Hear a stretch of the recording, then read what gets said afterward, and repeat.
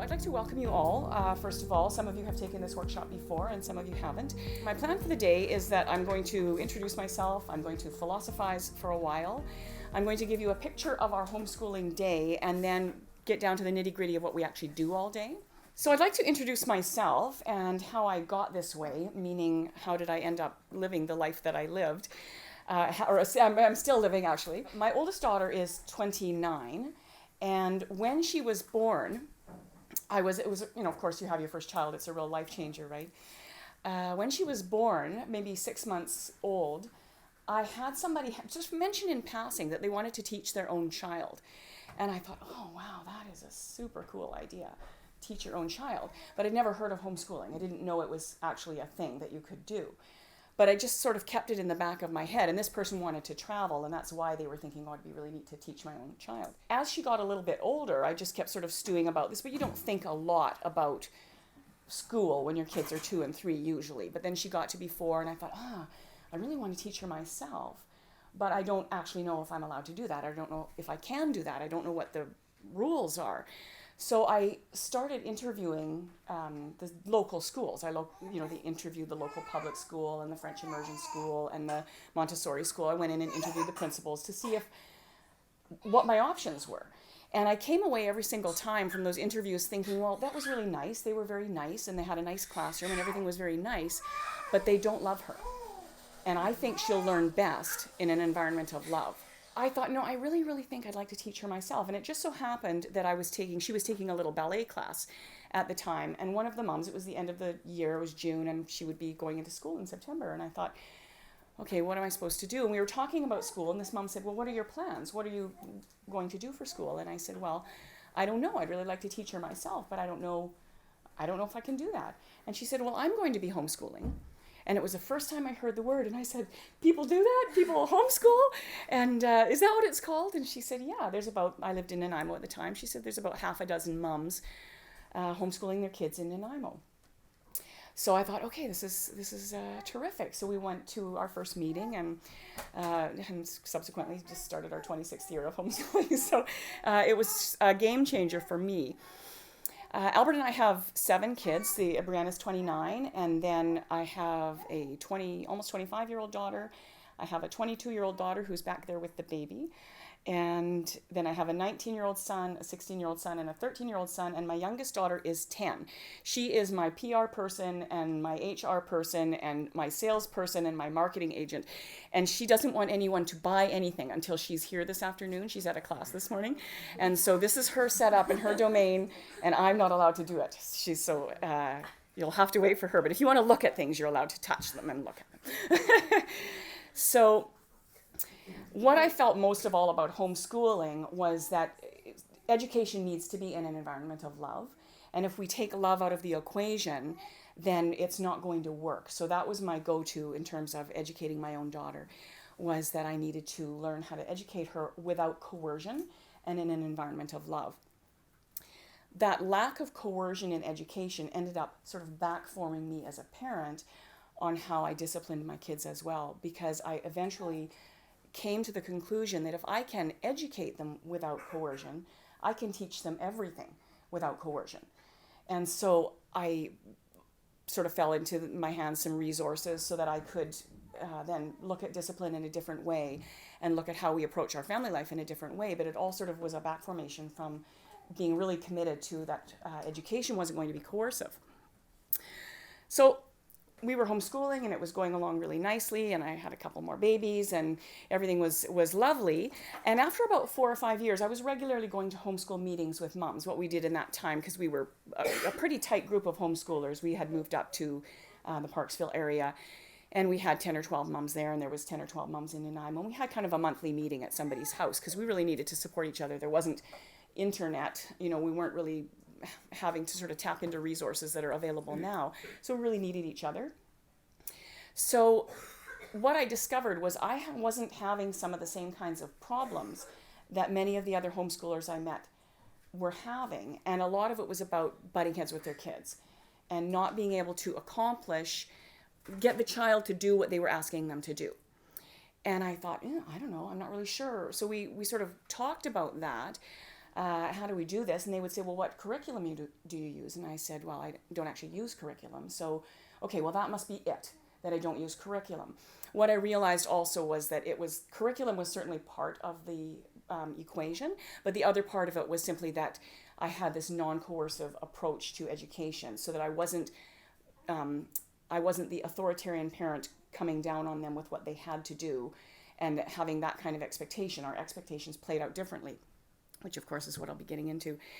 So after talking to these moms, they said, well, would you give us a workshop on, how you approach school? And I said, sure. So that was really the birth of this workshop, which was 17 or 18 years ago now. And I've continued doing it. I did wonder sometimes, well, maybe I'm not doing enough, but as my kids have gotten older, they're well educated, they've gone to university, they've been able to do anything they wanted to do, and their education and the style that we do it in certainly hasn't been an impediment, and I think in many cases has been kind of a credit to their ability to study as an older person. So what I feel like is that it's really clear to me that kids learn best in an environment of love, and so that's really the development of this workshop, is to give you a picture of how that is, how that works, how that can be successful. And when I say successful, I mean joyful. They get a good education and your home is joyful. Successful isn't, straight A student in my books. And I also think that the way you're going to have educational success is through joy and is through a loving home, because it's very hard to learn in angst. So my gig then is to provide ideas and tools and thoughts on joyful, simple, efficient education that is sustainable. I think many people burn out after a while, and then that's when, okay, the kids have to go to school. This is not working, and the angst is building and building. And instead of finding ways to drain away the angst, we put them in school because it seems like the only solution. And it is what people around us are usually saying, we'll put them in school, right?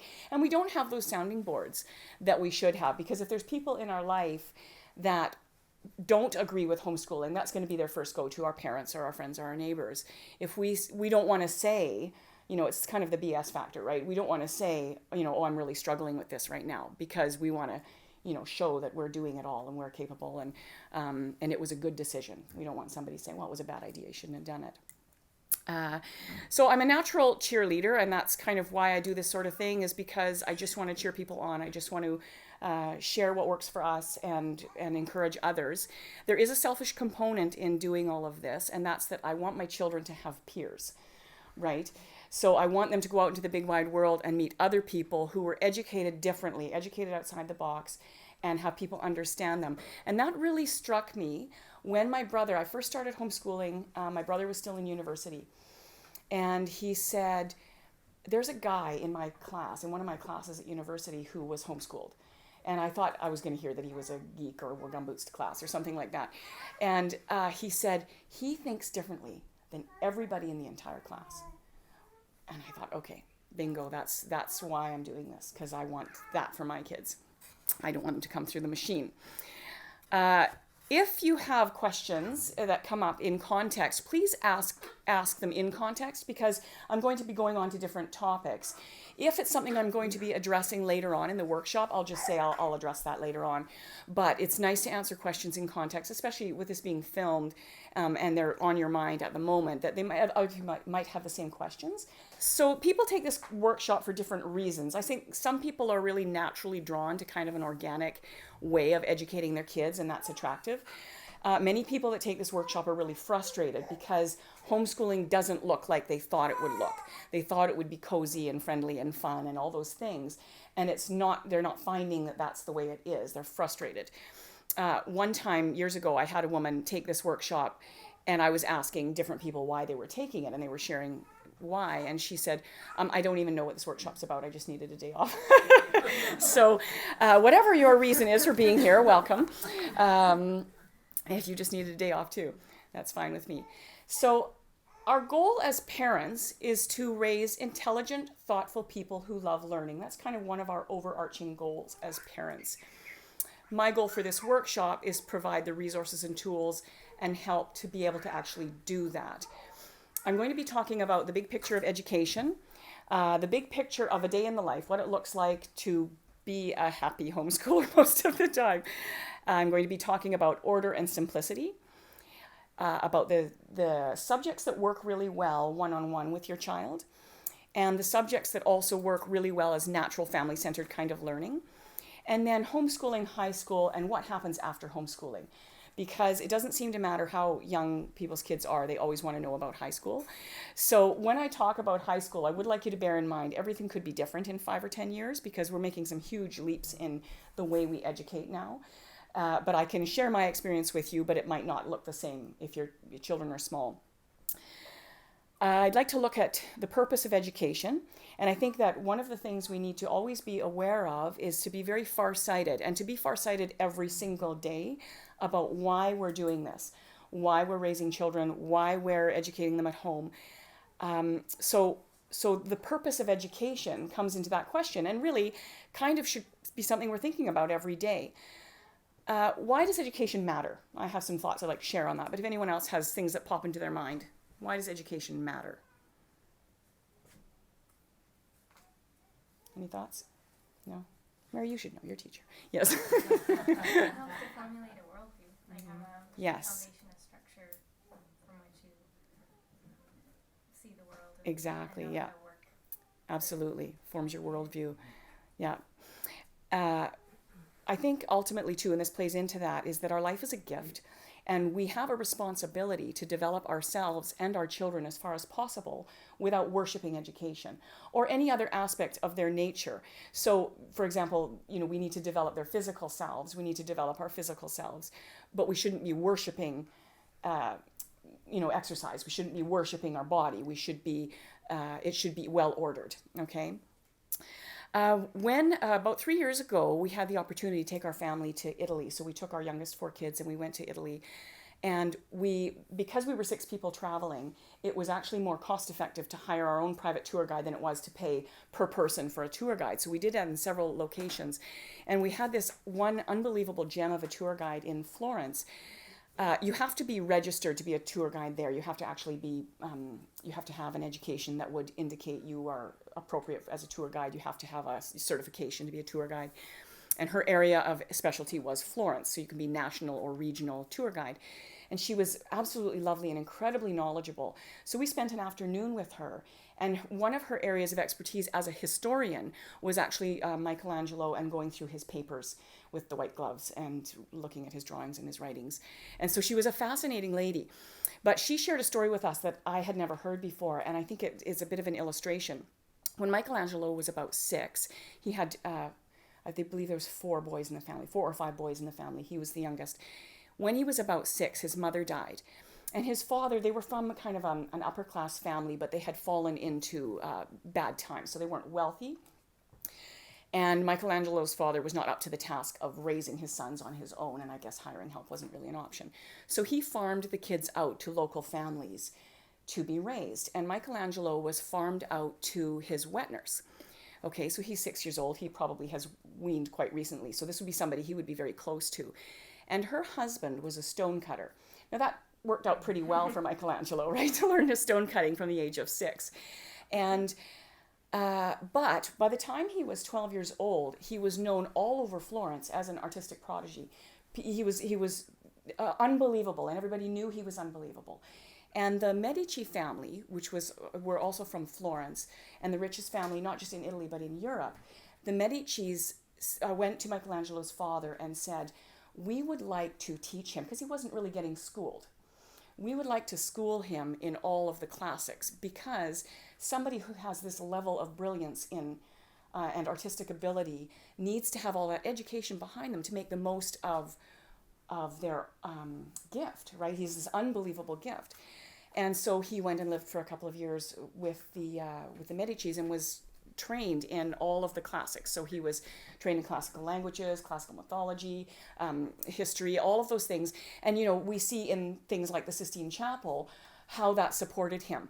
He already had the artistic gift, but then all of the history, mythology, literature, language, all of that came into probably one of the greatest artists we'll ever know, as Michelangelo. Now, I personally am really, really grateful that I'm not raising any prodigies. My kids are pretty bright, but nothing like that, because I think there's a huge responsibility there.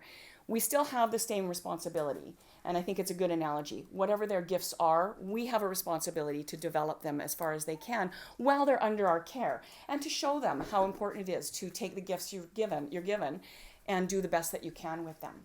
Okay, and even if kids have things, like a severe learning disability, they have gifts in other ways. They have gifts that they can still use in some way, and we need to take them as far as we can. My daughter has a friend in Ontario whose oldest sister has Down syndrome, so she's something like 32, and they were homeschooled family, and her mother does grade 2 with her every year.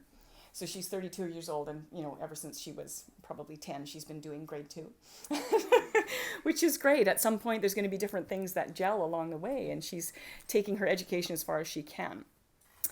But then, of course, we have where somewhere along the lines, philosophical meets practical, and the purpose of education actually means something different. So on a very pragmatic level, the purpose of education is going to look more like, I want them to be able to get a job. I want them to be able to go to university. I want them to be able to study for a trade. I want them to be a functional member of society. And so practical is going to meet philosophical at some point, but really they're coming from the same thing. Why do we want them to be a productive member of society? Why do we want them to have a job? It kind of harkens back to the philosophical.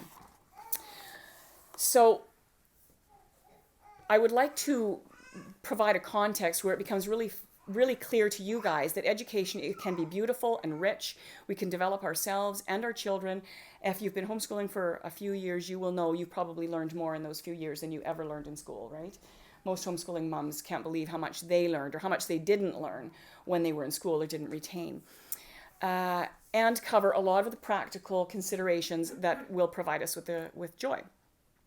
Our family overall, I would say, is pretty joyful. Our home is pretty joyful. Are we joyful every day? No. Are we joyful every minute? No. But overall, it's been pretty good. If we can shoot for 75%, I think we're all doing pretty good. But it has been sustainable, and I think joy is part of that. If it wasn't joyful, I think it would have been very hard to sustain what we do. So on one hand, we have our ideals, and on one hand, we have our reality, and there's this massive gap in between the two, usually. And that's one of the problems that we're dealing with in our homeschooling day-to-day life. Do we change the ideals? Should we alter them? Make them easier? I don't think that's a very good idea, because if you didn't have ideals, where would you be? Everything would just bottom out. You would change your whole life philosophy if you didn't have ideals. But what we need to be very clear on is that there's a difference between expectations and ideals. So our ideals are what we're striving for. Expectations are what we need to prepare for. All right, expectations are we're going to meet us in, face to face every single day when our kids get up in the morning. If you don't know what your goal is as a family, and I'm going to be talking a lot about the goal as a family, because that's really what this is all designed for, is to help you meet those goals. If you don't know what your goal is, if that's not really, really clear in your mind, there's an excellent resource on, anyone familiar with simplemom.net? She's kind of all about simplifying your life and scaling back and how to accomplish that. But she has an exercise called developing a purpose statement. And it's something you do with your spouse.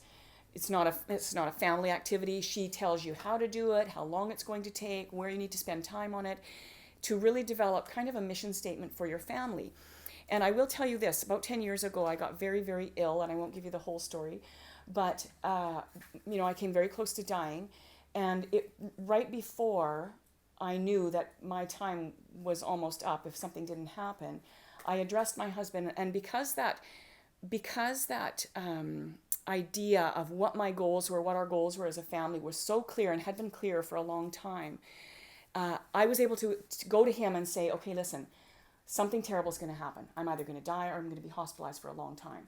And I had been sick for quite a while. And he said, no, you're going to be fine. And I said, actually, I'm not going to be fine. That's not one of the options. So we need to talk about why we've done the things we've done.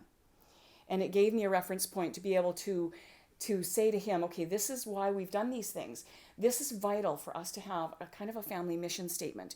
It's important to know what your ideals are. And I said, if I die, you're going to have to go ahead without me and make the decisions according to your own conscience. However, I want it to be fresh in your mind why we've done this. I want to resurrect that. So we hadn't referred to a mission statement for a long time, but at that moment in time, it was really important that it was concrete in my brain. So the mission statement is a great tool. I have her, any of the resources that you guys have in your resource packet, which I didn't hand out to you, I apologize, will have links in there. But if you go on my website or my blog, those links are actually on the website or blog. You can just click on them rather than typing in.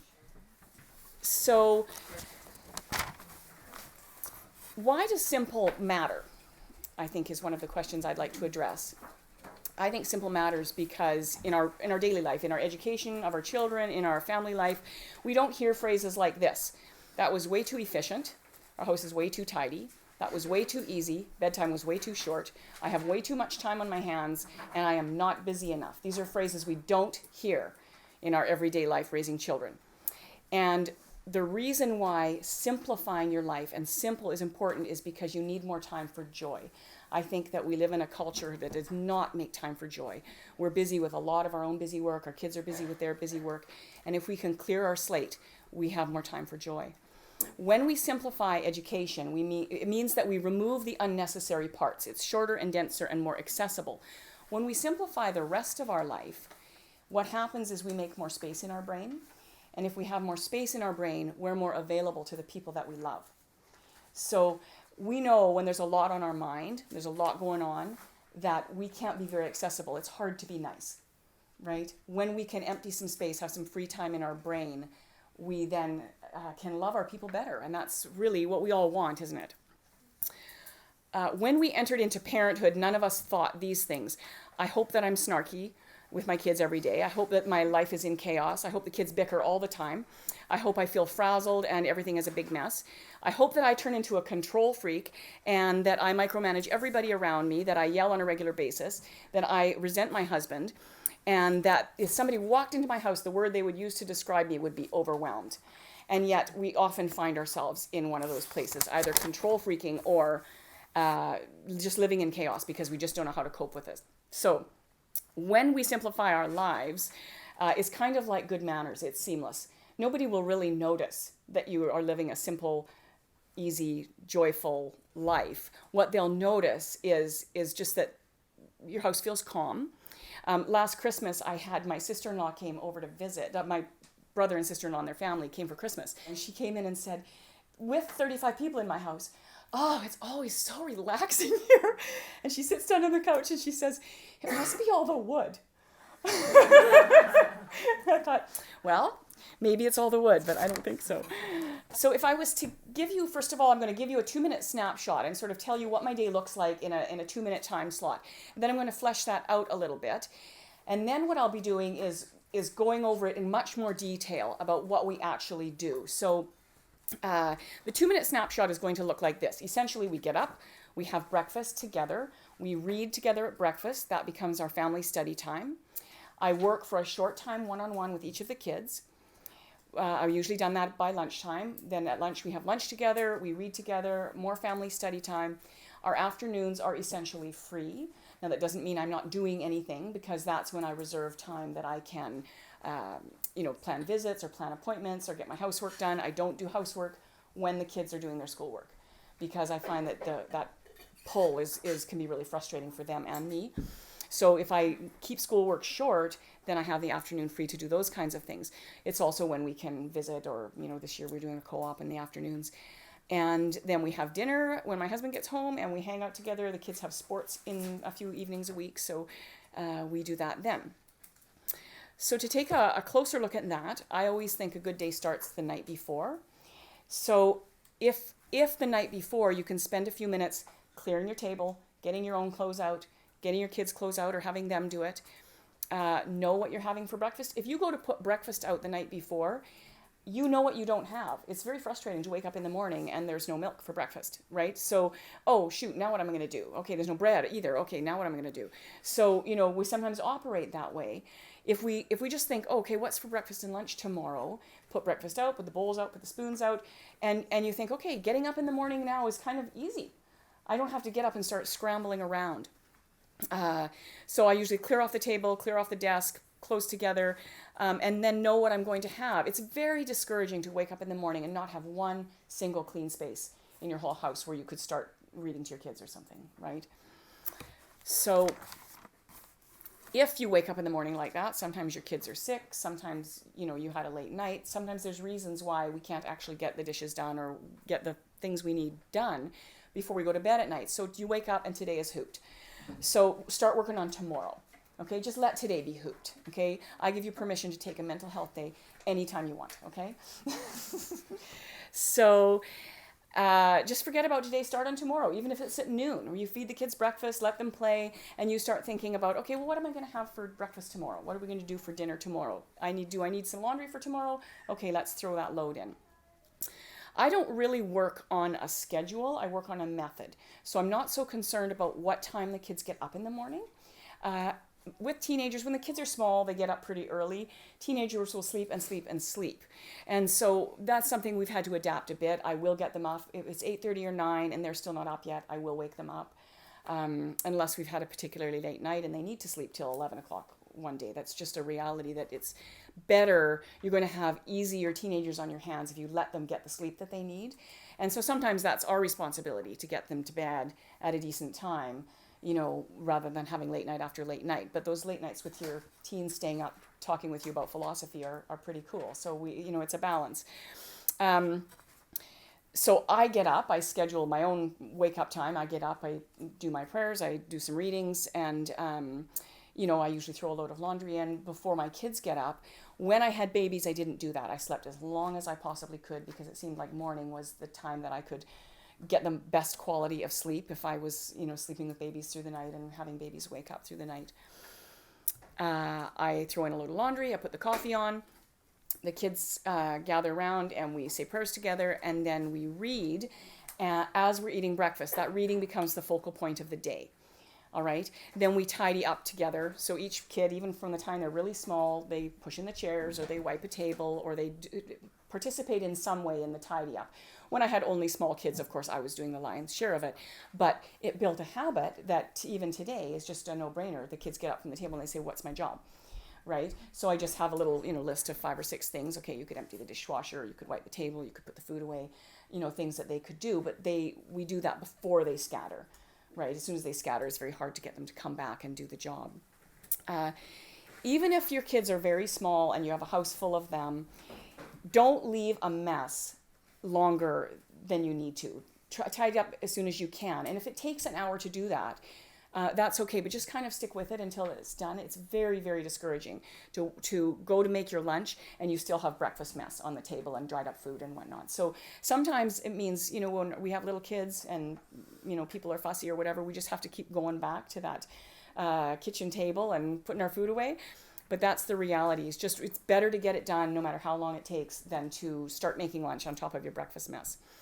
My house doesn't have to be perfect, but the word I like to use is pleasing. I want the house to be pleasing. I want the kitchen to be pleasing before we go off and scatter to do our various activities.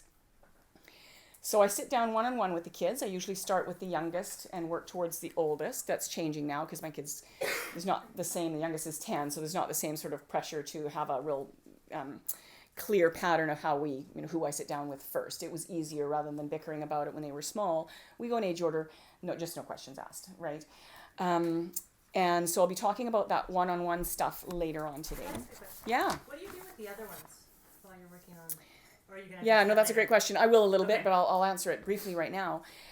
So basically, if they're little, they're allowed to just play. Mm-hmm.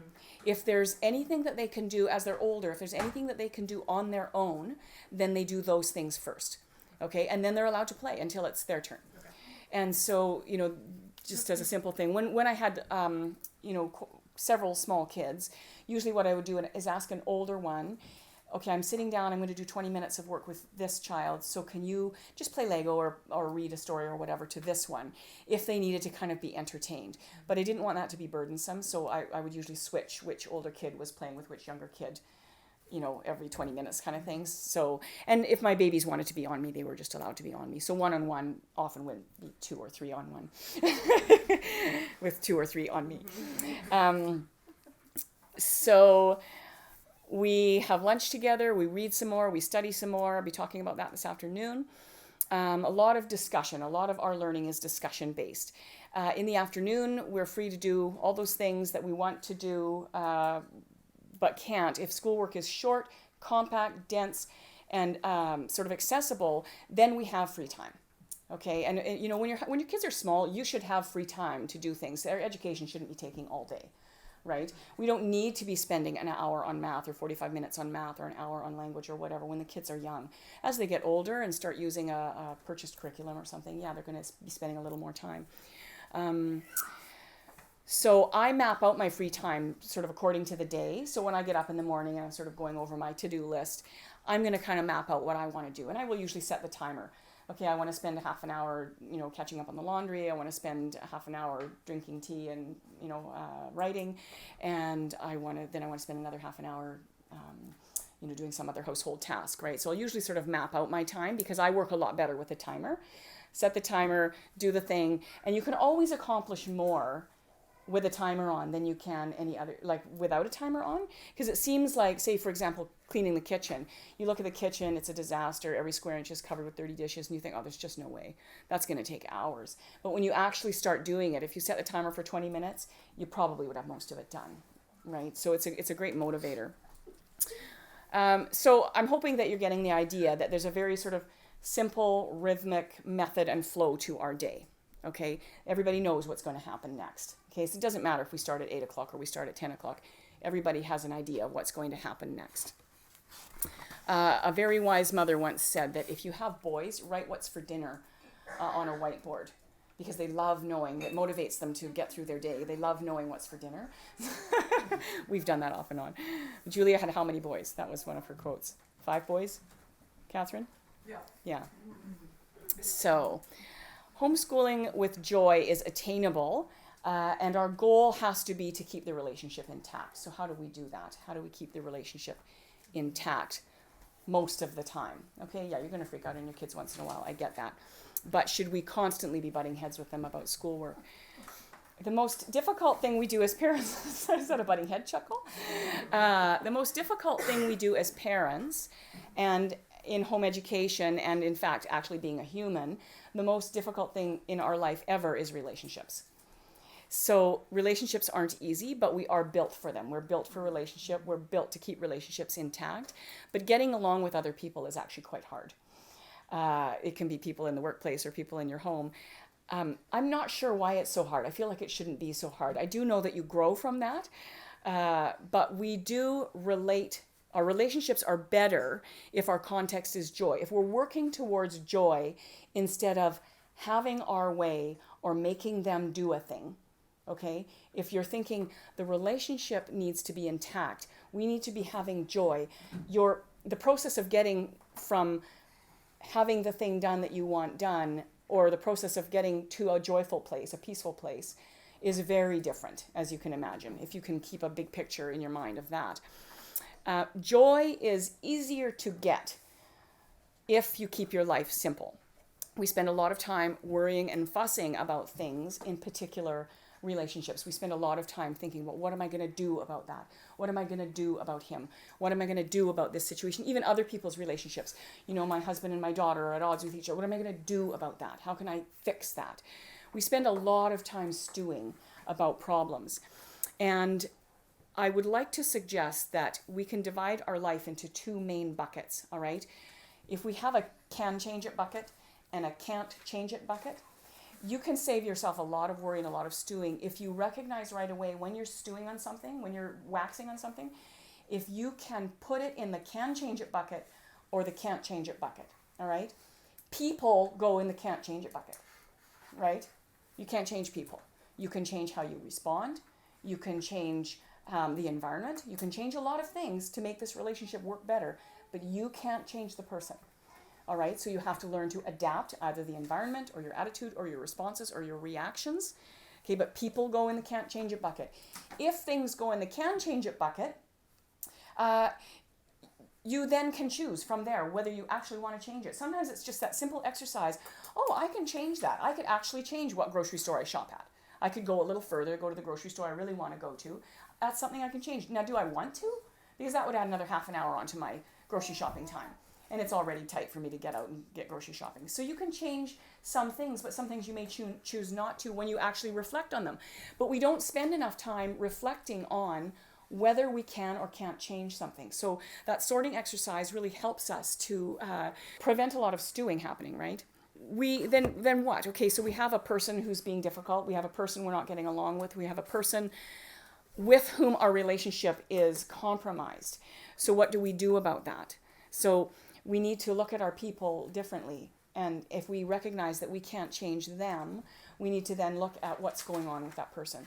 And I'm going to assume some very basic things, that you eat well, that your children get enough sleep, get enough exercise, that some basics are in place. Sometimes those things are enough, as Lisa will attest to, I'm sure. She had some very serious food allergies in her household, and it was a game changer to determine what they were and move on in terms of kids and how they were feeling and whatnot, right? So if our kids just simply aren't getting enough sleep or aren't getting adequate nutrition, those are game changers. But there's sometimes more subtle things. Sometimes our kids are on the brink of something, some big developmental breakthrough, like a child who's on the brink of learning to read or even learning to walk.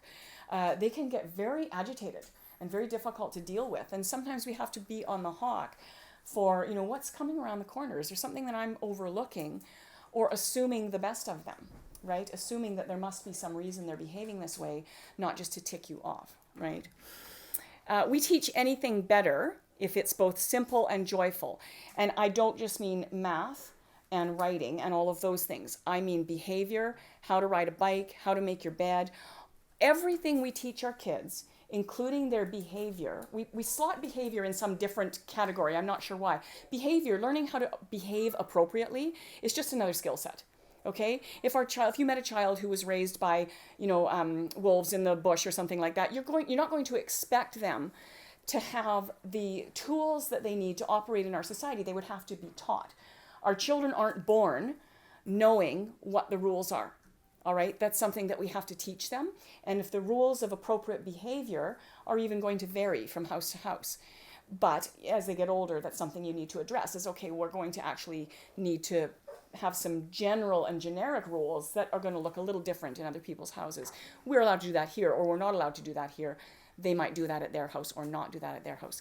But teaching behavior isn't different. So bear that in mind as we're talking about non-coercive education, that we can use this for behavior as well. We don't have to always be using carrots and sticks. So we're building skill sets in our kids, and that's just one of them. We build skills best when we are joyful and when we practice being joyful, okay? We can train ourselves to be responsive in a more joyful way. We can train ourselves to not jump all over the child when they misbehave or don't cooperate about doing their math or whatever it is you're dealing with. Did you guys, a few months ago there was an earthquake? Did anyone feel it? That was pretty big. It was the first time ever. There's been lots of earthquakes. I've lived on the island my whole life. But this one was pretty big, and like our bed was shaking and stuff. And I had an analogy popped into my brain at that moment about living in an earthquake zone, because I'm sitting there on my bed and it's shaking and I'm thinking, oh no, I don't think we're enough prepared for this. I don't think I've given the kids enough instruction. I don't think that I have enough emergency supplies. And I'm thinking these things, but it's too late.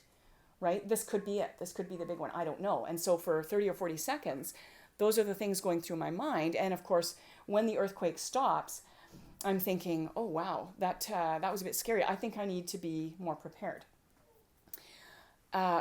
What we're taught here on Vancouver Island, you probably all know this, is that preparedness is really important for an earthquake. So we're supposed to drop to the ground, cover ourselves with the nearest thing possible, whether it's a cushion or behind a couch.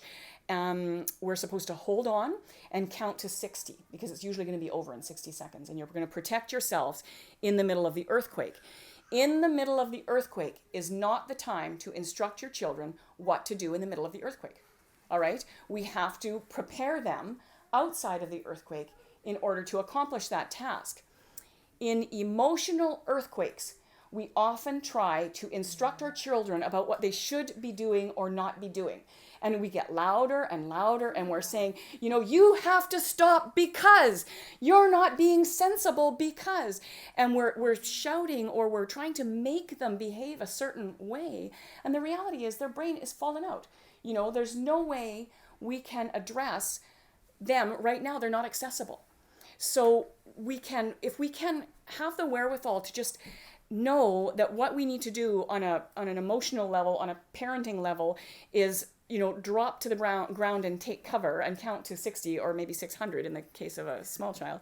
That during the emotional earthquakes is not the time to instruct the child. Okay? You will not get anything out of it. It will be completely fruitless. And it's going to, in the end, harm the relationship. If you can wait until the emotional earthquake is over, until the crisis has passed, then you have two advantages at your disposal. One is that you have learned to practice self-control. Okay, so I'm just going to wait this out for a minute. They don't usually last very long, or it could be 20 minutes. You don't know, but I'm just going to wait this out. I'm not going to react. I'm not going to respond. I'm going to do whatever it takes. Some kids, you rub their back and it helps them calm down. Some kids, you need to actually back out of the room when they're having their meltdown. But if you can extract yourself from the emotional upset, you have practiced self-control. And the more you do that, with little emotional upsets, the better you will get at it because it requires practice. The other thing that you will do is be more reasonable in your disciplinary measures. All right? If you're not in the middle, you might be shouting, and you're shouting, and every time you say something, you're upping the ante on what it is you're going to do to them. When, if you don't stop this, I'm going to X. Right? If you don't stop, okay, if that didn't work, I'm going to X. And we keep upping the ante till it's ridiculous. Whatever it is we're threatening them with. Sometimes it's something, a kid will have a tantrum sometimes because their socks don't match, right? And so, we're saying you're going to go to bed without supper, or I'm going to lock you in your room because you had a tantrum because your socks don't match. It doesn't really match what's actually happened. They're upset because their socks don't match. Locking them in their room is not really a viable response to that, It's maybe a viable response to the tantrum. It would seem like it was a viable response to the tantrum. But we could have avoided it altogether and dealt with it later. Boy, sure hard for you when your socks don't match. That was really hard. What can we do about that? Well, what can we do about that? And you might help them practice some skills. Because the same way that I sat on my bed and thought, oh no, I'm not very well prepared. I need a to-do list. You can do that with the child then. You can be talking with them about how we can prepare for these emotional upsets in the future. But you're also doing it with yourself, in your own brain. I should not have waited that extra half an hour. I should have given them a glass of juice. Or I know they kind of have low blood sugar. Or I know that they didn't get enough sleep last night. I should have been a little more on top of what might be the triggers, right? So we keep the relationship intact, and that's ultimately the goal. We can defer our reactions. You can even, if it makes you feel better, you're probably not going to, but if it makes you feel better, you can think, I will threaten them and punish them and yell at them later when this is over. You're probably not going to, because you're going to be feeling more calm. The child's going to be more calm. You're probably not going to have that ramped up response to them. If you defer your reaction. Deferring your reaction does not mean ignoring it, okay? It does not mean condoning inappropriate behavior. It doesn't mean it's perfectly fine for you to have a tantrum. They have to learn at some point that tantrums are not something we do, but it takes time. It's a process. We're simply waiting. Okay, we're forgiving the behavior that's happening right at this moment. Okay, well, I know their brain has fallen out, so therefore they're not reacting appropriately. And we do it ourselves all the time. We get super, super mad about something, and we're not in our right minds, and then we have to go around and apologize to all our family household members because we said all those mean things, right? It's the same for them. If we can't always have self-control, we certainly can't expect our kids to always have it. So we're waiting until they're accessible. That might take 20 minutes. That might be at bedtime that night, right? We have to wait until they're accessible. And when you go in to touch, Gordon Neufeld uses this term, to touch the wound, you just want to touch it gently. Boy, you had a pretty good day today, but just before lunch, remember you got really, really upset? And if that's going to precipitate another tantrum, then you might have to wait till the next morning, right? Or you might just want to touch it very gently. That was really hard. We're going to have to come up with some ideas about that, right? We can go in and touch it very gently. I'm Catholic, and in my Catholic world, there's a couple of practices that I think are really amazing for anybody to be able to sort of learn and practice self-control a little better. One of them is fasting. If you want, most religions have some form of practice of fasting, and fasting is like total fast track of self-control. Okay, if you can fast, you can control what comes out of your mouth. So so self-control in one area, self-mastery in one area is always going to spill over in another area. And I don't mean that nursing mothers or people with low blood sugar or diabetics or pregnant moms should be fasting, right? That you should go for long periods without food. But you can fast from types of foods. You can fast from coffee. You can fast from eating every, half sandwich and cookie that's laying around the house, right? You can fast from Pinterest. There's a lot of different things that you can fast from, and they all create mastery. Food fasting is very effective. It doesn't have to mean that you go hungry or let your blood sugar drop, but simply, I actually don't need to eat that thing. I'll have an apple instead, right? So we can find little ways to fast, and it is amazing. I think it was the biggest boon to my own level of self-control with my children and with my mouth, because most of us, our problem is our mouth, right? What we say, what comes out of it is the problem most of the time for us and for our children. If we can't control what comes out our mouth, we can't expect our children to do that either, right? So we have to work on our own self-control and mastery of self. So the other thing that I think is really helpful for helping us to learn how to master our passions, master our emotions, master our reactions a lot of times is what we're talking about, is in my Catholic world, we call it an examination of conscience. And it's something that you're supposed to do at night. Usually it's in the form of a few questions that you ask yourself, okay? And it's not meant to be a guilt trip. It's not meant to be any big, heavy thing. It's just meant to look back on your day and reflect on it so that tomorrow you can improve. And we are always trying to self-improve, right? That's why you're all here, right? We're always trying to improve ourselves, our relationships, all that we do in our homes. And so these questions, I've actually included them in the back of that resource guide so that you can pull them out and pin them up if you want to.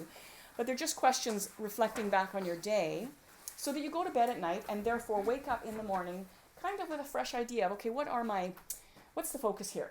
Where are my weaknesses? Where do I need to make sure that I am strengthened, to respond to my day? Because we usually do the same things over and over again, the same mistakes over and over again. We sit down to do the math. We start to get agitated because the child glazes over. We start to butt heads. It's a daily thing. And so that might need to be something very specific. You put on this kind of a reflection that, okay, you know what, I know as soon as we sit down and do math, I'm going to start losing it, okay, because he's so uncooperative. So that, what can I do tomorrow to prevent that happening? I need to take a deep breath. I need to make sure I've had a snack right before. I don't want to do whatever you can to help yourself from being agitated. Get that thing done first, before your agitation level is already creeping up. We should not teach using leverage. Okay, I think it's disastrous to teach using leverage, and I think even to discipline using leverage, meaning carrots and sticks, okay, consequences and rewards. This can only go somewhere bad, and the reason it only is going to go somewhere bad, when we discipline and teach using carrots and sticks, what happens is we're backing ourselves into a corner. The carrots and the sticks have to get bigger as the child gets older and more savvy to what you're doing. All right? You're actually forming them to expect something bigger, a bigger prize, a bigger punishment. So you're actually forming them to need more for you to make them do what you want them to do. All right?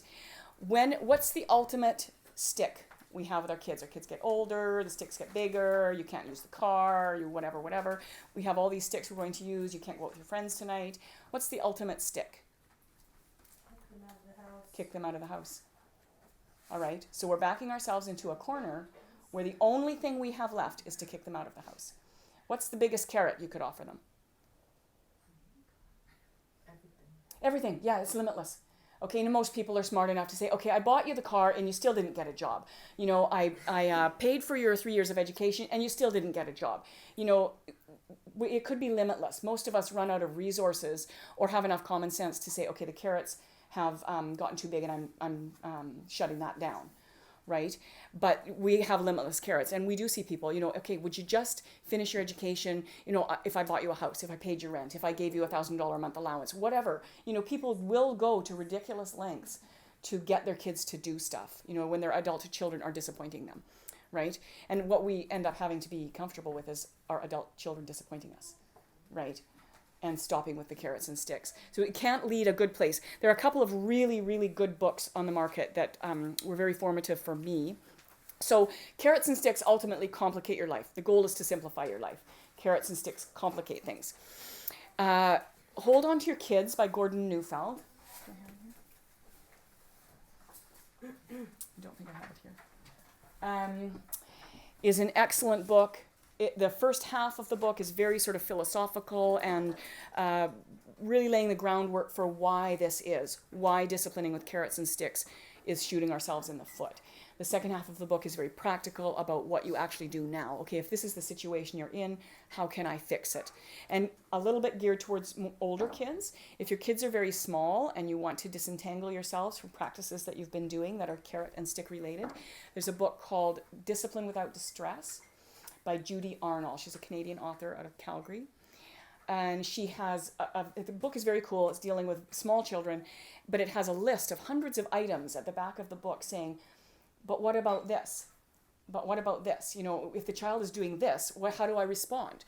You know, and for me, that was a long process. That book wasn't around. It was a long process of thinking, okay, what's welling up inside me is something to threaten, but I don't want to do that. So what can I say instead? So sometimes you try and make a sort of a lighter version, or you flip to the carrot rather than the stick to accomplish your goal of having the child cooperate. I wrote a book called Revolution of Mercy. It's actually written for Catholic parents. Lots of non-Catholics have enjoyed it and purchased it. It's more philosophical. There's not a lot of practical, that'll be volume 2. There's not a lot of practical information about what to do on the day-to-day, but very philosophical about why we don't want to discipline this way. So those 3 books, I would say if it's something that you're struggling with, this is something that you would like to look into, I would read definitely one or both of those books. They're both quite different in their approach. When we simplify our external life, I'll be talking a little bit about that, simplifying your life as in your stuff, your activities, the things that you do. We want to live a well-ordered life. That affects our relationships. To have less stuff, to have less to do, to have more time on your hands, simplifies our life to the point where we can work on our relationships better. Okay, we're not harried all the time, and therefore our relationships will improve. When we simplify homeschooling, when we simplify the way we approach education, it also affects the relationship. Okay, for the same reasons. We have more space. We have more space in our life. We have more breathing space. We have more room to move, and that will affect the relationship. I'd like to talk for a few minutes on order and simplicity, because those are really the main way that you're going to make it easier for yourself to be kind. Okay? We want to be kind. I don't think any of us wake up in the morning and think, today I'd really like to be a wretch. We don't think that way, because why would we? So I'll talk a bit on order and simplicity, and then we should be taking a break by about then. I'll be talking throughout the workshop on that topic, but I just would like to focus on that just for a few minutes, okay? So when I say order and simplicity, what I mean is a well-ordered life, not a pristine home. That's not the goal. We need time to do the things that we need to do, and we need a place to do the things that we need to do. We need a place for our stuff. We need well-ordered priorities. We need to be our home a place that we actually want to be, okay? If your home is filled with angst, you won't want to be there, and neither will your kids. If your home is filled with clutter and chaos, you won't want to be there. You're going to want to escape that, okay? We're naturally built to want peacefulness, right? To want calm. So we want our home to be a place that we want it to be. So our physical space needs to be pleasing. You don't need a big house. You don't need, a fancy house. You don't need an expensive house for your home to be pleasing to you. Okay, if it's, tidy most of the time, and there's things there that you love, and you only have things that you love in your house as opposed to a bunch of stuff that you don't love, then it will be pleasing. At the back of that book, there's a chart called The Tyranny of the Urgent. And is there an extra one around? Oh no, I've got one here. So I'd like to talk about that for a moment, the tyranny of the urgent. So, if I walk over there, you probably can't see me, there's basically 4 boxes that we're dealing with of things that happen in our life. Those things that are both urgent and important. These are usually set up for businessmen, right, or people running a business, so that they can know how to respond to different things happening in their company or happening in their work life. But I've sort of altered this to make it work for mothers because and parents, because we really need to do that. So things that are urgent and important. So crises. You have a flood in the basement. Filling your children's tanks. If your child is emotionally needy to the point that they're on the floor tantruming, or your life is falling apart because this child is so needy, that is both urgent and important to deal with that. Medical emergencies, having to pee is really urgent and important because you don't want the pee on the floor. Okay, so that's something that would be a reason enough to say to your child that you're working with, I have to take someone to the potty, so I need you to just wait here for a moment. Okay, or if you know you're going to be quite a long time, I'm going to be 15 minutes, you might as well get up and play. And I'll come back to this when, after so-and-so's gone to the potty. There are things that we need to manage right now. Not urgent but important are family relationships, giving our children an education, running our household, and also filling our children's tanks. Okay, so that can be urgent. It's also not urgent and important because it's something we have to be doing all the time. And we can plan and strategize how we're going to accomplish the things in that quadrant. Okay, urgent and not important is where we spend a lot of time. Most of our time should be spent in not urgent but important. We'll avoid a lot of the crises here if we spend more time here. Some of these crises are unavoidable. Okay, but all the avoidable crises, if we spend more time in the not urgent but important, we'll end up with less crises in our lives, right? We spend a lot of time in the bottom two, not urgent, not important, and urgent and not important. So those are the things that you want to really be intentional about how you approach them, okay? So phone calls, emails, other people's business, outside interruptions. Sometimes those things would upgrade, right? Sometimes those would upgrade. You have a friend who has a serious problem or has to run a child to the hospital. Those are important things. So, we want to be available to help people in need. But if it was just a matter of them needing to, spend an hour on the phone with you talking about, maybe their financial problems, that's not urgent. Okay, you could talk about that some other time over tea. So we need to know when these things need an upgrade and spend less time. Be very intentional about how we spend that time. Not urgent and not important is things that you could actually eliminate out of your life and it would not affect your life negatively. It would only affect your life positively. So Pinterest, Facebook, social media of all kinds, television, excessive recreation, meaning that, you like to quilt, but, probably 6 hours a day quilting is going to be a detriment to your family. The same way as, if your husband liked to, go out and play cards, if he was doing that 6 hours every night, that's going to be a detriment to your family, right? So we need to recreate ourselves. Recreation is important, but it needs to be balanced and tempered with all the other duties and responsibilities. But we should plan, again, upgrade, right? We plan it, we put it in here, we make our recreation something that we've planned as a family or as an individual, and then it actually has a lot more value. It actually is recreation. If we go to check our email or go to check our Facebook or something like that, and we go down one of those interesting little rabbit holes, what exactly is happening in the American election, like it matters, to us right at this moment. We could read that later. And pretty soon, 45 minutes is gone, and we think, right, now I've got to scramble. Now I've got to get X, Y, and Z done before we head out to our skating or whatever it is you're doing. So those kinds of things, I think it's a good idea to say, okay, I'm going to have tea now for the next half an hour. I'm going to check my Pinterest. Was that a comment that we should all hear? Yes. I don't know. I think you have to carefully balance that because I use Pinterest to do my lesson planning a lot. Absolutely. And I use Plan Facebook to connect to the community in a way that I can't. Like my family's all gone, so I keep in touch with my family on that, and so do my children. Yeah.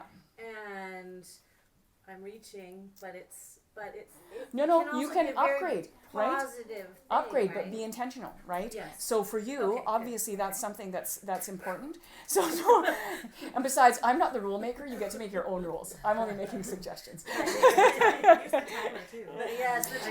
what I do. I use the timer.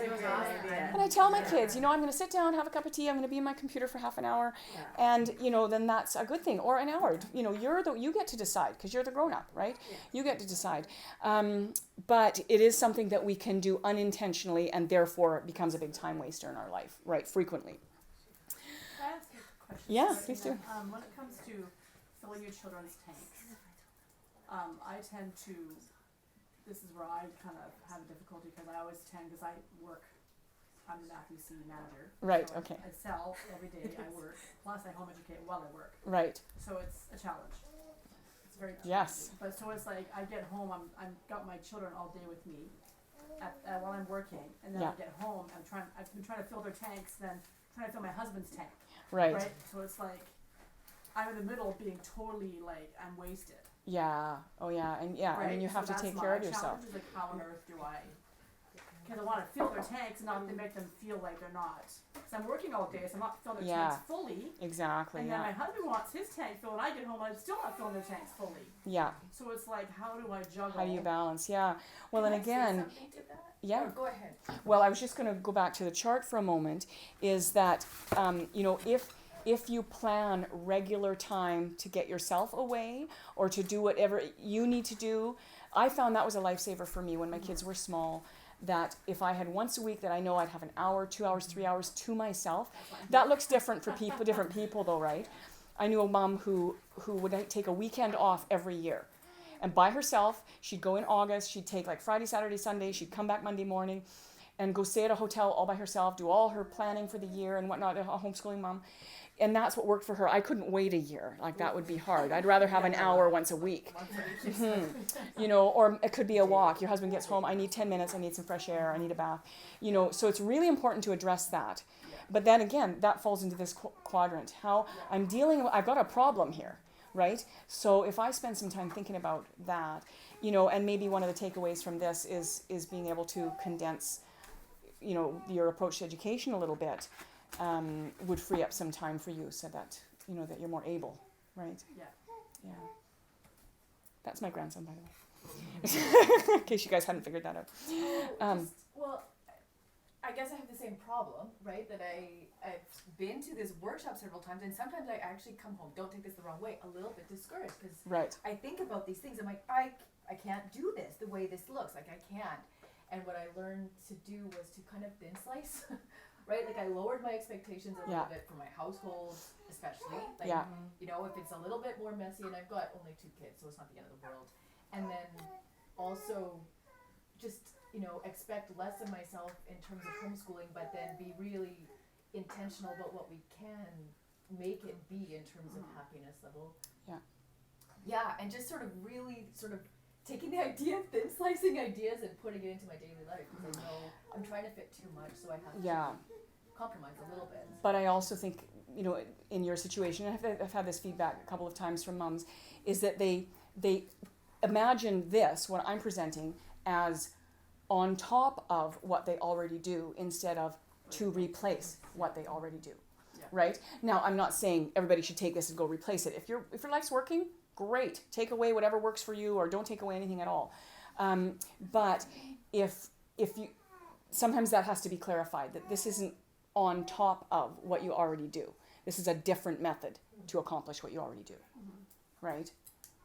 And so, but you take from it what you need, sort of thing, right? Yeah.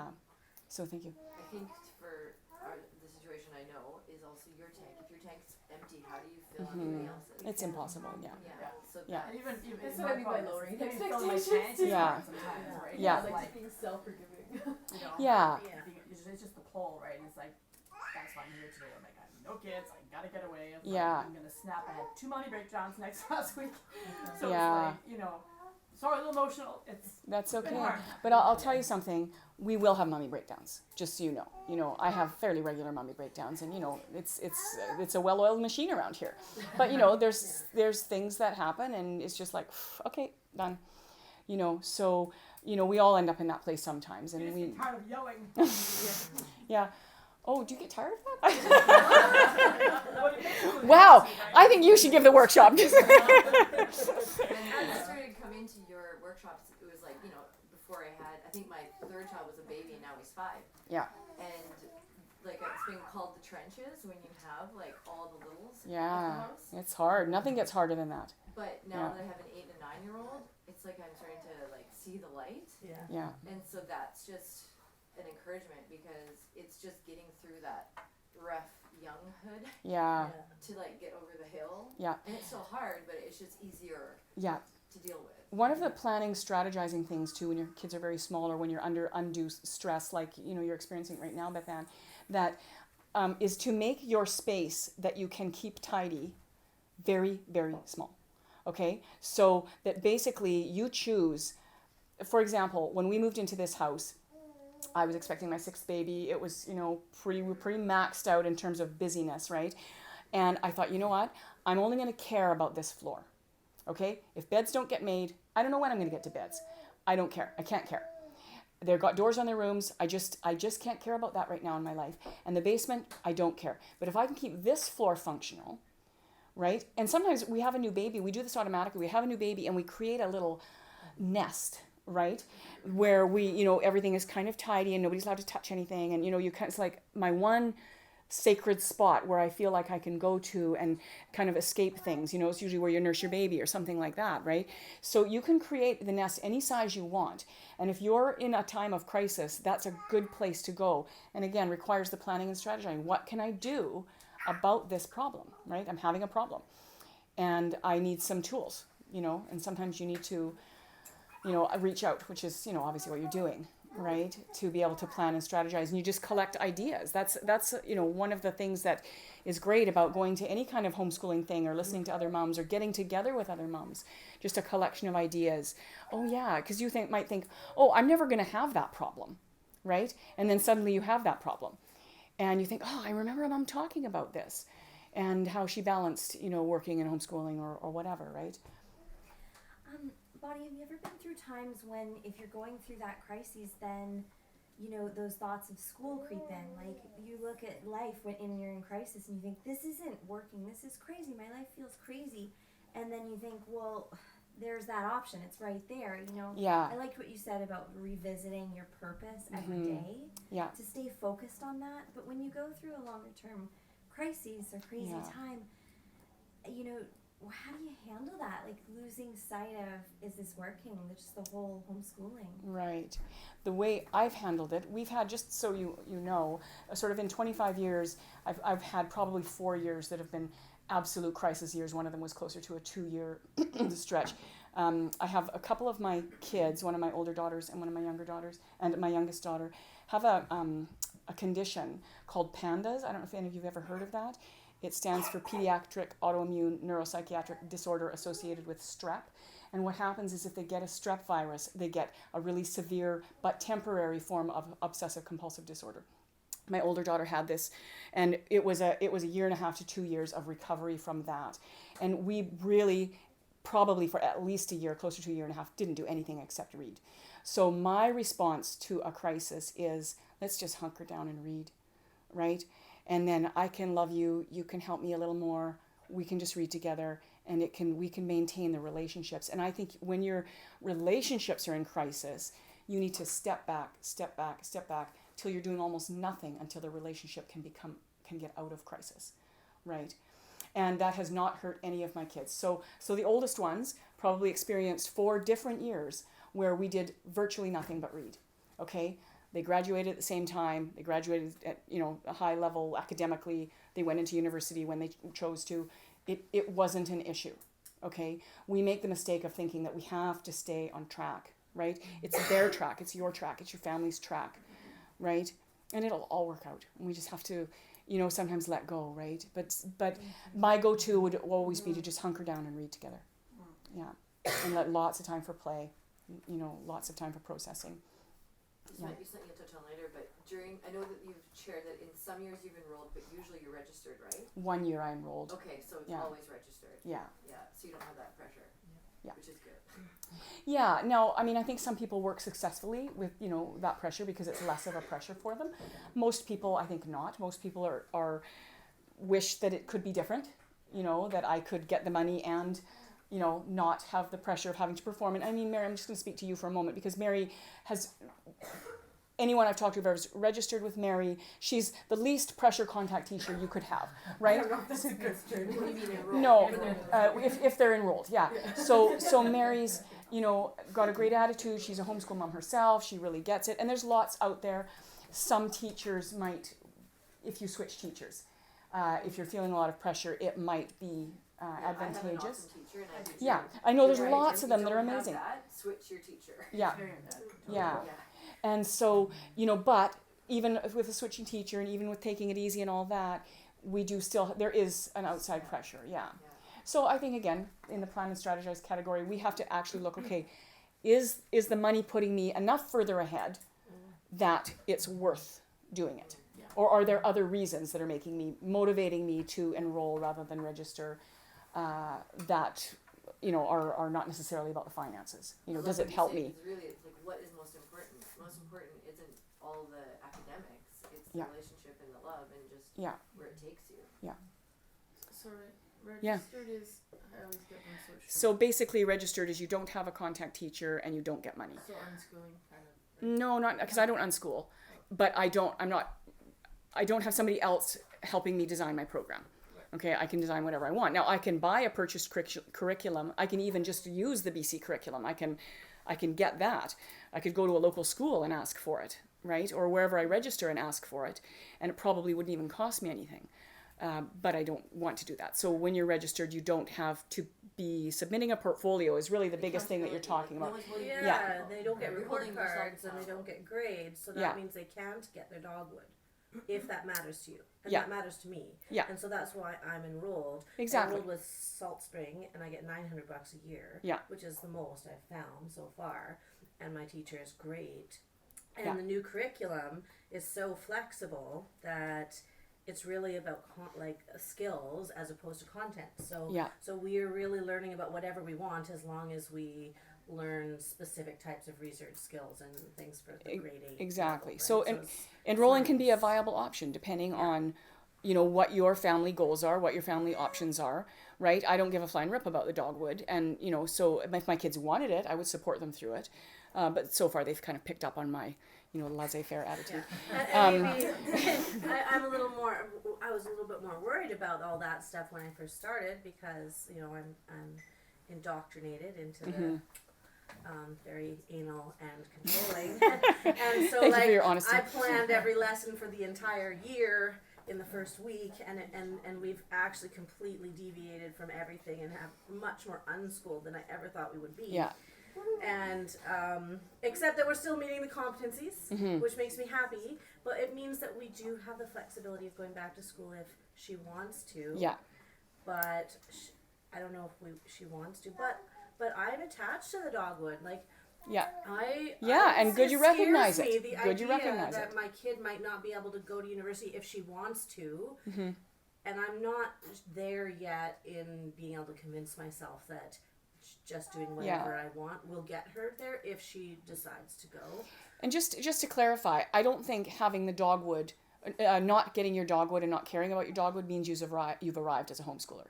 I just think it's a very personal choice, and get it or don't get it. Here's what you deal with if you don't. Here's what you deal with if you do. It's just a choice, right? So I don't think it's a mark of your sort of competency as a homeschooler I don't care about the dog. But I think a lot of parents are conditioned to believe that is the end goal. And yes. It's very hard In all of life. In all of life, yes. we must have this piece of paper. Yes. I'm glad you can say that so lucidly. Yes. Can you ask what the route is for universities if you don't have a dogwood? Well, I'm going to be addressing that as my last section of the workshop. So I'll be talking about homeschooling high school and moving into university and how that all looks without a dogwood. Because with the DL, you have the guidance and the walkthrough that you need. So I'd like to sort of look at the other side of that and what it looks like for Can I just add the rest one of us. thing? When it came to your question on enrolled and registered, I've worked in the home education industry for years now, but I get lots of questions on that. And enrolled is like, you do the PLOs, pretty much, like what the province says you have to cover. When you're enrolled, you have to do those things. When you're registered, you don't have to cover the PLOs. You can do what? Yeah, nobody's checking anything, No one's checking. right? Now that might be disastrous for some people, right? I mean, I know unschooling, I'm not against unschooling at all. I've seen unschooling churn out amazingly brilliant children, right? I think unschooling as a mom, if your idea of unschooling is that you're going to follow the child around and feed their interest and all of that, which is a big part of unschooling, is that if I have more than 2 kids, that's going to be really taxing on me. right? To be constantly one step ahead of the game of what it is they need to feed them. So I want to kind of channel it, which is, I'll be getting into that this afternoon. See, I thought unschooling and registered were the same. No, a lot of people think that. Yeah, no, so it's good to clarify. So we are I'm going to backtrack a moment to the avoidable crises. Here's just a quick example of an avoidable crisis that we probably have all experienced. I think order can change your life. I think order can change the way you operate. And the reason it can, I can prove that it can, is because of socks. If you have a child who will not wear unmatched socks, and you need to get to music by 9 o'clock, and you're not caught up on your laundry, and the socks aren't matched if you didn't do it the day before, okay? Some simple exercise of just getting some little job accomplished the day before. What it's going to look like is, wear your socks. You need your socks on. I can't find any matched socks. Well, there's got to be matched socks there somewhere. Go find them. All right, I'm getting the other kids ready. Okay, so they go and I can't find matched socks. Well, can you just wear mismatched socks? No, I'm not going to wear mismatched socks. The child starts to ramp up. They're throwing themselves on the floor. You're starting to ramp up. You're starting to yell. You got 10 minutes to get there. You're trying to grab all your stuff so that you can get to music on time. If you had done it the day before, right? Your music bag is in the car the night before. Your purse is hanging by the door. Your clothes are out. Your kids' clothes are out. Everybody knows they get up, they get dressed, they have breakfast, and you're out the door. It looks very different than dealing with the sock tantrum, right before we go out the door. And the reality is, if you were 10 minutes late, if you calmed down, moved slowly, said, okay, you know what, I'll help you find some matched socks. Okay? If you were 10 minutes late for music, it wouldn't actually matter, right? You're paying for it, and I get that, but it might be a learning lesson. But the child is way more important than the music lesson. Okay? But so, it's one of the things we sometimes have to experience in order to learn, but it's not like we're not backed into a corner of having to yell at the child to get to music on time, okay? That's a choice that we made yesterday to not be ready for today, right? But we have to be aware that we have the choice, we're not just at the mercy of, the chaos around us. We're not at the mercy of it. One of the things that also sort of falls into the planning strategizing category is dealing with our stuff. I think stuff is one of the biggest weights we carry in, a first world country, that we usually own way, way, way more stuff than we need, and more to the point, way, way, way more stuff than we want to own, right? And so we're constantly dealing with this, these piles of stuff that we don't know what to do with. So we move them, right? We sort them, we maybe scale them down, and then we move them somewhere. And then people are coming over, so we stuff them in a closet, and they sit there for 6 months, and right, I forgot about that. I had that 2 boxes of stuff that I needed to deal with. And, we're living like that all the time. And I think that this is very important for people who are both sort of born organized, micromanagers, kind of hyper organized, have to find a balance, and people who live in chaos have to also find a balance. So there's a book that I read years ago called Sync Reflections. Anyone familiar with Fly Lady? Mm-hmm. Yeah. So Fly Lady will be your new best friend if you are living in chaos, or if you're finding that you're very, very stressed all the time because your house isn't as perfect as you would like it to be. So she basically teaches you how to, on a daily basis, using the timer. I learned the timer trick from Fly Lady. Use the timer, do a little bit every day. She actually sort of gives you a breakdown of what you should do every day with the timer, and do what you can. And as you learn this skill, you get better and better at it so that your jobs actually take quicker each time. You never need to do the giant binge clean before your in-laws get there, right? And so but what's really clear in her book is that the goal is joy. Okay, we want a house that's decluttered, not so it looks pristine when our friends come to the door. We want a home that's decluttered so that we can feel good when we go out somewhere. We can take a holiday and not be thinking, oh, but I've got so much to do, right? I've got all that junk, I've got all that clutter, I've got all that wasted stuff. And one of the biggest tips out of that book that was my takeaway was get rid of stuff that you don't want. If you don't love it, or it doesn't serve a useful purpose in your home, if you don't love it or use it, get rid of it. And a lot of times we hang on to stuff that we don't love or don't use because there's maybe a sentimental attachment. Take a picture of it, file the picture somewhere, or that it's a good thing. Okay, it's still good. It's still operable. It still works. Maybe we'll need it one day. Okay, and so we end up with piles and piles of stuff in our life that we might use one day, or that's still good. We'll never use it, but it's still good. So why would I give it away? And one of the phrases she uses, let it bless someone else. Right? And it became way easier for me to detach from things if I thought somebody else actually would use it or would love it. And that became important. My oldest daughter's reading a book right now that I have not read, but she recommends it so highly I'm going to mention it to you. It's called The Magic of Tidying Up. The Life-Changing Magic of Tidying Up. Have you read it? Mm-hmm. Okay, can you give us a little, it's, 1 minute? Written by a Japanese woman, and it sort of has some of, I think, the cultural influences. But she just kind of goes through, this is actually what she does for a living. She helps people. Her name is Marie Kondo. Yeah, tidy up. But it's a wonderful Kondo book. with a K. Okay. And very practical, like she sort of guides you through this process of dividing up your stuff, how to get rid of it. But yeah, it's a very good Okay, so Brianne said it was like Fly Lady in its goal, but had a different approach, which is, it's lovely, because it's not Fly Lady's not going to work for everybody.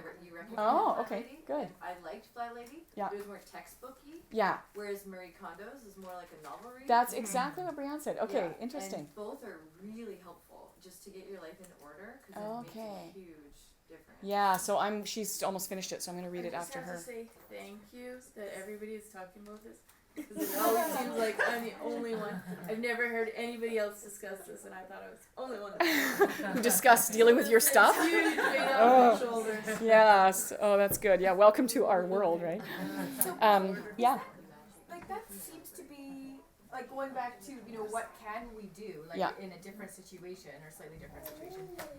Those were the two things I think that we ended up putting energy on, like how can we simplify? How can we order? And every year in September, it seems, and when we move, it seems that that's what we do. And I think, okay, our energy goes into that, but then actually on a daily basis, it doesn't go into it because it's just something. So I guess that has. So you end up with the big clutter. It has to be intentional, and it has to be daily, and it can be so short, and it's so rewarding, right? To just know that, you know, oh, the bathroom's pretty clean most of the time, and the living room's pretty clean most of the time. Because if you take the clutter out of it, it stays pretty clean, right? So, you know, I mean, it doesn't account for fingerprints on the wall and stuff like that. And in terms of time too, right? Like the simplifying of time. Yes. Like putting in the front end, thinking about it, then the carrying out isn't so stressful. Yeah, exactly. Yeah. What both the books address is that creating habits to do these things and not having it be like a chore as much as a habit. Yeah, just part of your routine. Like the building of education around a meal, you just filtering out, oh, I'm going to attach this thing. Every time I use the bathroom, wipe the counter, right? You know, I mean, little things like that can just make such a difference in your life. So One building thing habits. that I started doing is doing one load of laundry like 3 days in a row. Right. Because it was like laundry day, I was like, oh, it was so much fun getting through all of it. And I like to hang stuff because, anyway, I don't want to pay for power, whatever. Yeah. And I'm like, if I do one load of laundry and I do it 3 days in a row, and it takes, you know, a smaller amount of time instead of like this huge big job that I have to break it down. Try to like carve out 2 hours a day to do, and then it never gets done, and then I always feel dissatisfied. Yeah, Fly Lady is all about breaking it down into, what does she call it? Baby steps, right? Baby steps. Everything's baby steps. So I'd like to move in and hone into sort of educational ideology and philosophy for a couple of minutes, just to set the stage for stuff I'm talking about later on. So we don't use a lot of packaged curriculum. If my kids do use it, textbooks and whatnot, it's much later, okay? So probably the first thing I would introduce to my kids would be math, and that might be anywhere from grade 3 or 4 right up to grade 7 that I would actually introduce a math textbook. Do I think curriculum is evil? No, I don't think that. I also don't think we should never use curriculum. What I do think about curriculum is that it's a lot of times unnecessary and a lot of times inefficient. And I also think the biggest thing about curriculum is that it causes stress, can cause stress. And the negative effects of curriculum are that we're trying to squeeze a child who's this shape into a box that's a different shape, okay? And that's not a real child, okay? That's somebody's archetypal child that they've created the curriculum for. And they've created the curriculum for an average child. You know, they've hoped to sort of hit the main points of what this child is capable of doing. Very few children learn in that very sort of systematic, metered way, right? Kids just don't learn that way. They rush ahead in one thing, they don't get something, they rush ahead in another thing. That's what we experience. And so we're comparing our child who fits in this box to this archetypal child who doesn't exist, right? That's a kind of a bad idea. It's a bit like, comparing ourselves to the, photoshopped woman on the cover of Cosmopolitan. She doesn't exist, right? There's bodies don't grow that perfect. And so, it's the same kind of idea. So what happens is we build expectations for ourselves and for the kids about the imaginary child. You're not keeping up with who? An imaginary child? That doesn't make sense, okay? You're not paralleling what the imaginary child is supposed to be doing right now. You're not doing it, therefore we have a problem. So you're perceiving their natural progression, their natural timeline for learning things as a problem. Okay, I don't mean everybody does this, but it's one of the things that is very common in curriculum. And what happens is people will they'll buy their Sunlight curriculum. I'm not going to pick on Sunlight. There's lots of good curriculum. There's lots of good options out there. But you buy your Sunlight curriculum, not really working for your child. Next year, okay, well, we're going to buy this curriculum then. Oh, and then, okay, that didn't really work. So we're going to, so many people, they have, rooms full of curriculum that they bought. It wasn't really working with the child, so they move on to a new curriculum. Okay? And we start to feel again that, okay, we've spent the money on it, we've spent the time on it, we did all the research, the child is supposed to fit into the curriculum, and it bugs me that you don't, right? That's bugging me right now. So 2 things to think about when you operate without curriculum, because I'm going to be talking a lot about that, is that if you're choosing to use curriculum, you don't let it own you, okay? Don't let it own the child. You decide what portions of it are appropriate to use at what time. So if that means, my youngest daughter, certainly on the OCD spectrum of things, she'd probably be okay now, but 2 years ago, if I gave her a math book and I said, oh, we're going to rip out this page and this page and this page because you already know that stuff, or we're going to skip it, she wouldn't do that. But sometimes it's us. Okay, we want to go through all the processes. It doesn't really matter if you already know this or you don't understand it at all. We're just going to go through all the pages in the right order, okay? Because that's what you're supposed to do, because the book is built that way, and therefore you are supposed to do that. So don't let it own you. Pick and choose out of the curriculum what you want to do. If a teacher in a classroom is dealing with a certain time frame and a certain topic in a classroom, they have the freedom to pick and choose to some degree. Like, I'm going to do this. I think this is less important. We'll spend a little more time on this. They're developing their curriculum. You can do that too. When we've used curriculum, that's how we've tailored it to our family, it's when the kids have either been old enough to do it completely on their own, where they're not going to be calling me for help. They know, they're pretty mature in their reading skills, in their comprehension skills, so they know how to read the instructions, how to follow through, how to do the quiz, and that comes later. That's not, 7 or 8 year old doesn't usually have that skill. Or I'm actually sitting beside them while we're using the curriculum and walking through it almost like we're not using curriculum. So I'm walking through it with them until they gain independence. And they will. I'm not creating dependent people by walking with them. I'm creating independent people. That's a mistake we make in our culture, I think. Yes? Oh, just touching on that. I was homeschooled from elementary to through high school and then went to university. And I remember my mom using curriculum, but she would tailor it to our needs. Yeah. I remember feeling such a relief when she would cross out something and say, hey, you didn't do that, you already got it.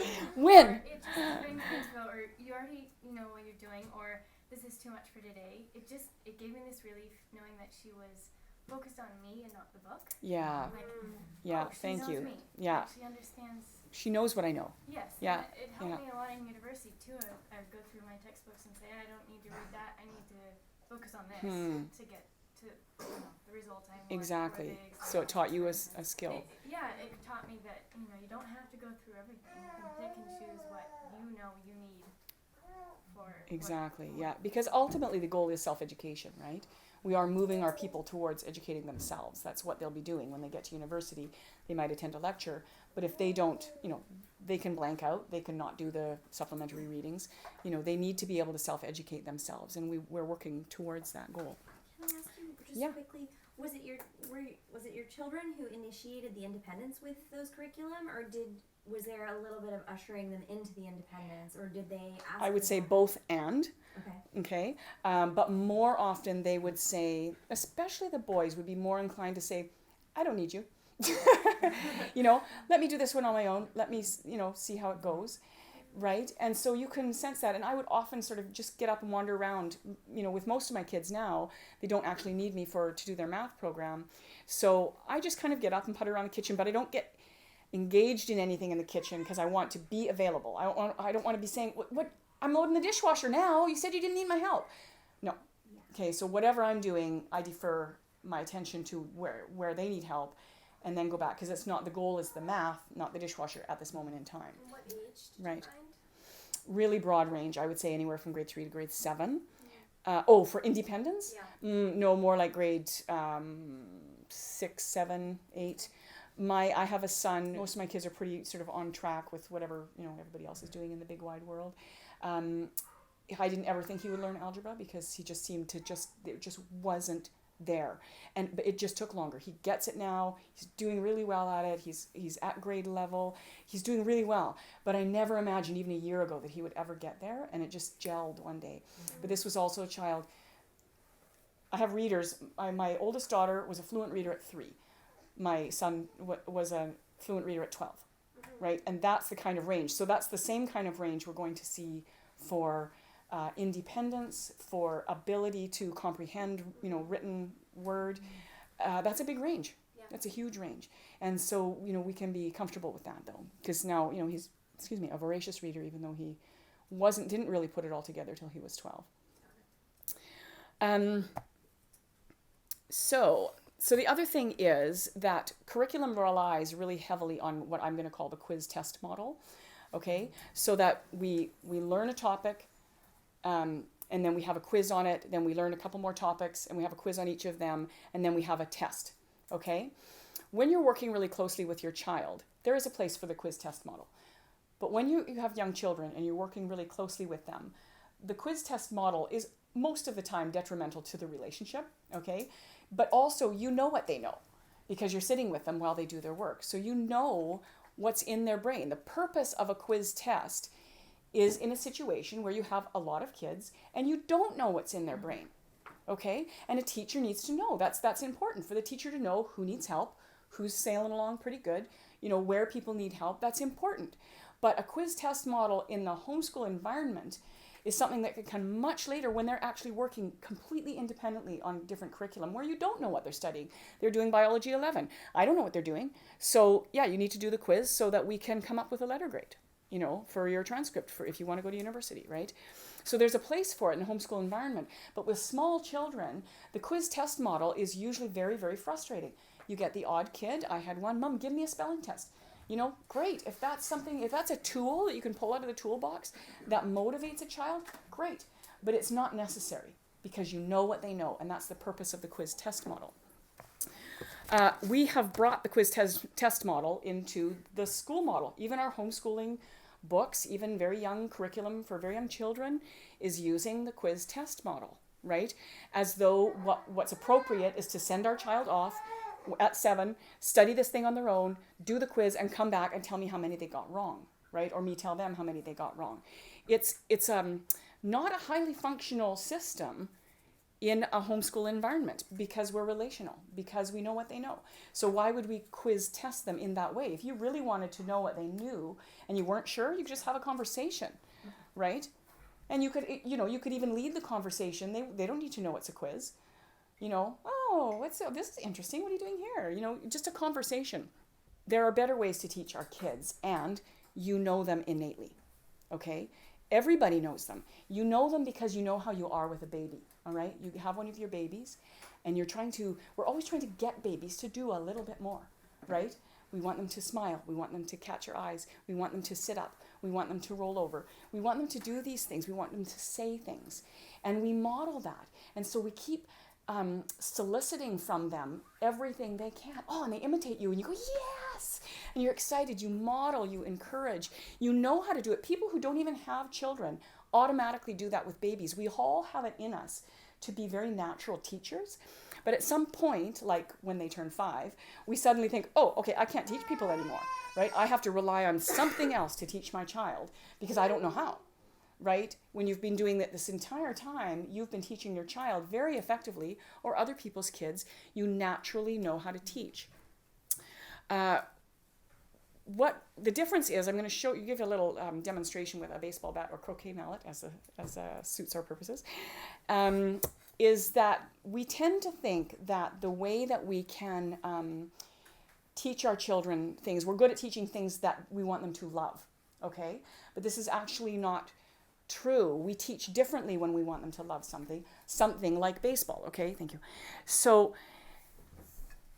we think, well, baseball's fun, that's why they love it. That's not why.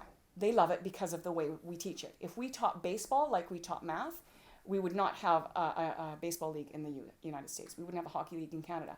If we taught hockey the way we teach school subjects, right? We just don't do that. We don't do it that way. So with a baseball, we take, or croquet mallet, which end do I use? We actually get around them. We actually touch them. We actually hold their bodies. We wrap our hands around their hands, and we're instructing them. We're talking them through it the whole way. We're milking it, right? And we're encouraging. We're talking in an excited voice and a happy voice. And we're saying everything they do right. We don't focus on what they do wrong.